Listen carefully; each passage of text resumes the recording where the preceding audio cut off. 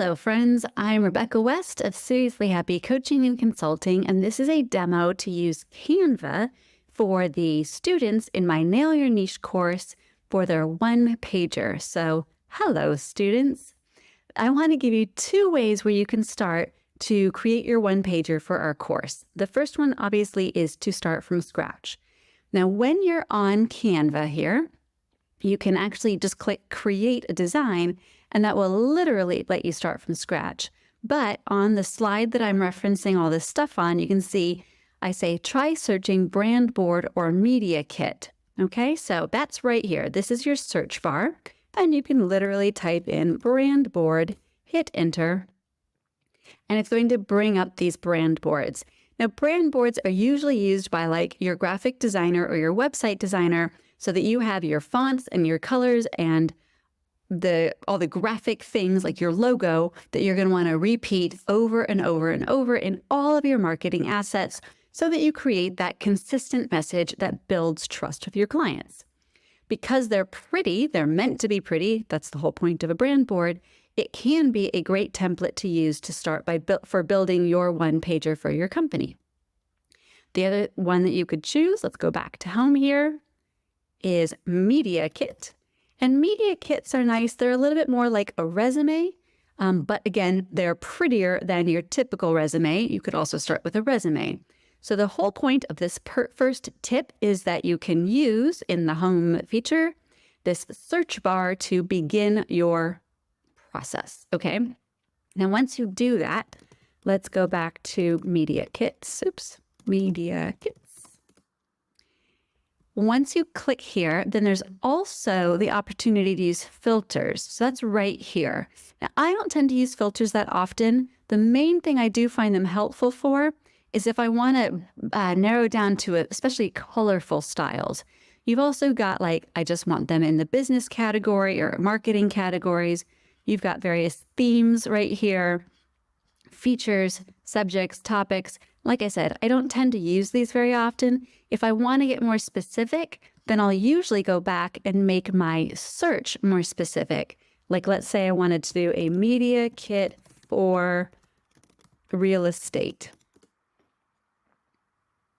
And now it's actually going to bring up a lot of things that already have sort of that house population to them.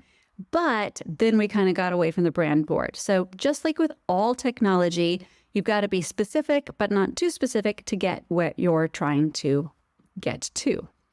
So let's start off with that media kit example. And let's say that I was really drawn to this one right here. I will click on it, and then I can say, customize this template. And then the second thing you need to do, no matter what template you're starting with, is make sure that it's the size you want it to be. So in this particular case, I don't actually know what size this is, but it looks, well, it's 21 by 29.7 centimeters. So it's showing me in metric. What I need to do is make sure that it is sized to an 8.5 by 11 if I want to print it.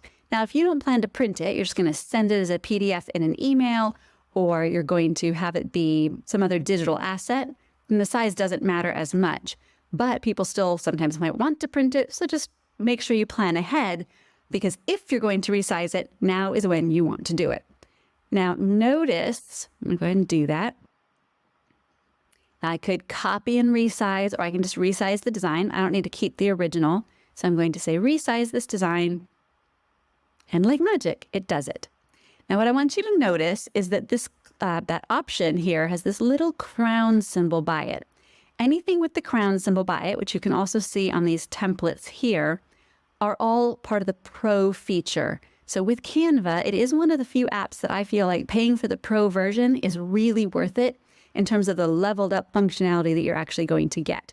Obviously, that's up to you. You can play with the free version first. But I have found in my own business, I use Canva constantly for things like Instagram posts, PDFs, freebies, opt-ins, all these kinds of things. And so paying for the Pro version is worth it. If you don't want to use it, you just can't click on any of these ones that have the little crown on them. And you'd have to find a way to make the size the right size from the beginning. All right, so that was my first tip in our slides. Try searching brand board or media kit. Make sure you resize it for the size you need. and use those filters as desired. Like I said, I don't use them very much. What I do use is under design, you can find styles to play with so that you can change the fonts and the colors in one click. So what I'm talking about here, of course, we've got this whole column here of different tools that you can use within Canva. Right here, we're already on the design tool, and it defaults to being in the templates tool right here. If you click to styles, now you're going to have some things that you can play with. So the first one that's showing up here for me is my brand kit, which is also found under this tool right here, brand. So that is where you can actually upload the colors and fonts and logos that your graphic designer said you should be using for everything. If you've already been given those, then you should not be reinventing the wheel. If you haven't done that, then you won't have this brand kit section.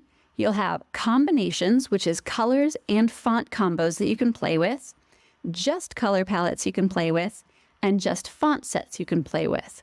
And so this lets you, at a click, play with the design of this before you start getting into formatting the content, or of course you can format the content first and then play with the design. I don't tend to use the colors and fonts at one time because I like a little bit more control than that. So instead, I'll start playing with the color palettes or the fonts independently.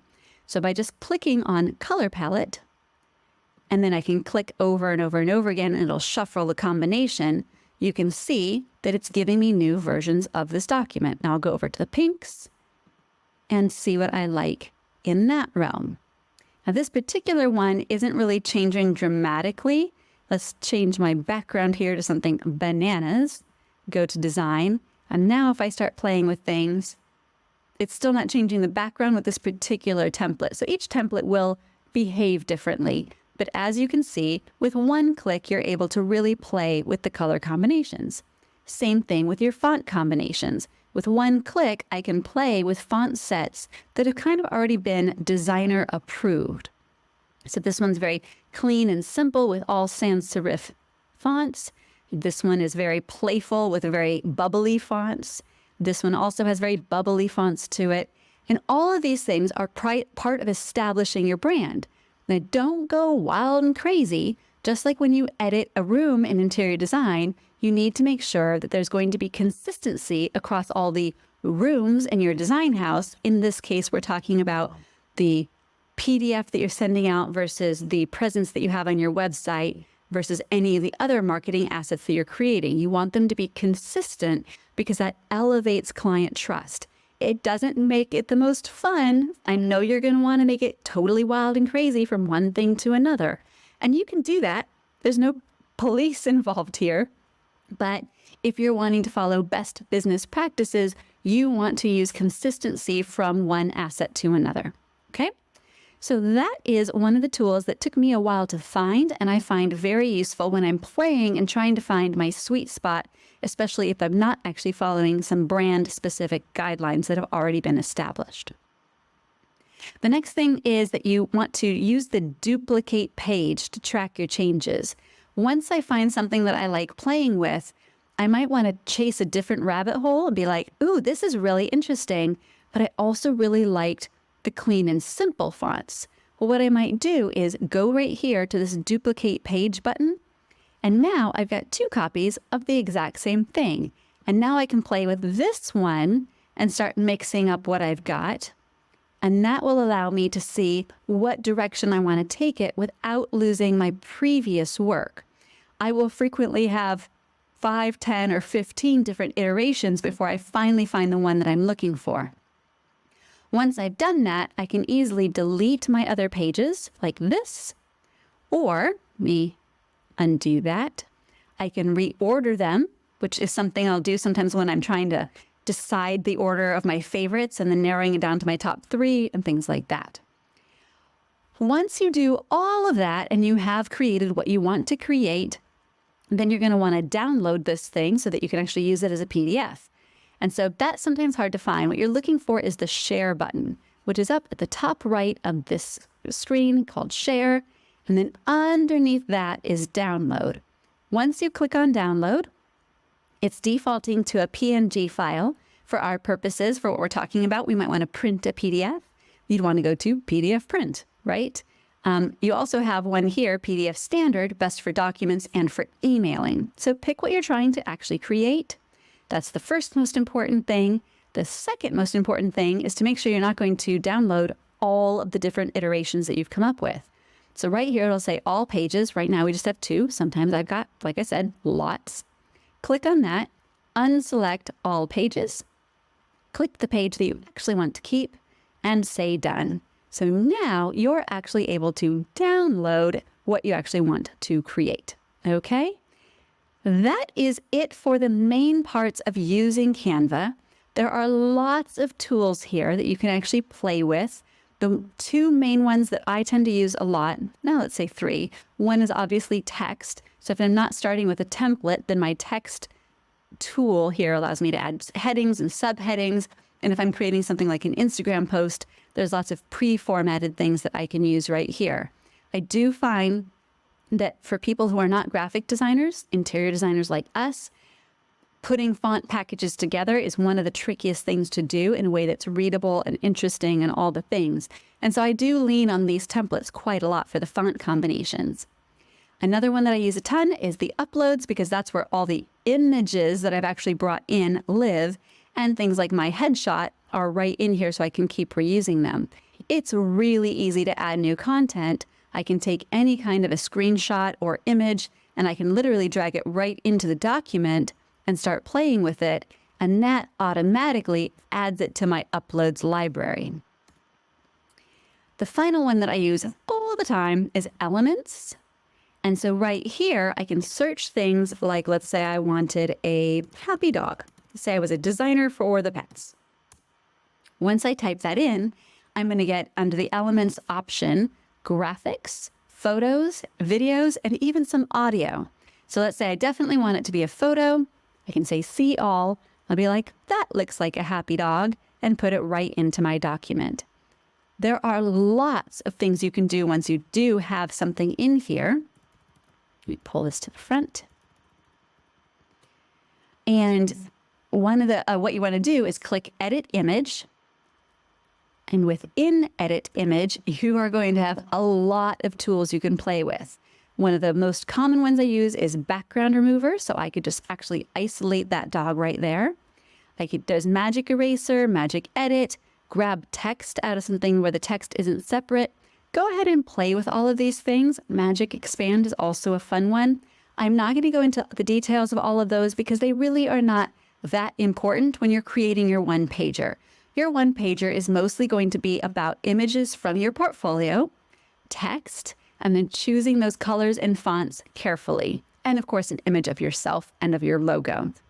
That's all you're going to have to worry about. So most of these things are not going to be necessary for the purposes of creating your one-pager, which is what this demo is about. Now, that's all if you want to kind of start from scratch and create your own. Your other option in the Nail Your Niche course is that on the slide and in the resources on the course, you have this link to the template that I've created for one-pagers. So if you click on that, it's going to bring you to this page. Now, in theory, when you look at it, it's not going to give you the option to edit template. If it does, please don't click that. You want to use template for a new design. So you click that open. And now you can see the name of it is Copy of Template, Nail Your Niche One-Pager. That means you can do whatever you want to this, and it's not going to hurt the original. And then all the things I just said still apply. So here's my template. I can obviously go into each of these and change the actual copy, which you would want to do. I can bring in other images like your logo instead of mine, your headshot instead of mine. And then I can play with those styles under Design, Styles. And even within my own brand kit, I could say, well, what would happen if I played around with how those colors are used? That's a really fun way of just tweaking it and getting it exactly right. Or if I hadn't established my colors yet, I can come back down to my combinations and say, I want my brand to be Barbie pink. Let me play with that. I can play with my font sets and really change the whole vibe of what we've got going on here with one little click and not have to actually go in and adjust every single box. Sometimes I'll find that I get really, really close but then I'll go back in and maybe bold up these headers or something like that. All right, so that's just a quick demo of Canva to help you get started on your one-pager, because this is one of the things that is an important tool to have, the one-pager, and I don't want Canva to be an obstacle in you getting or being able to get it done. I hope that was helpful. That's it for me from now. Bye!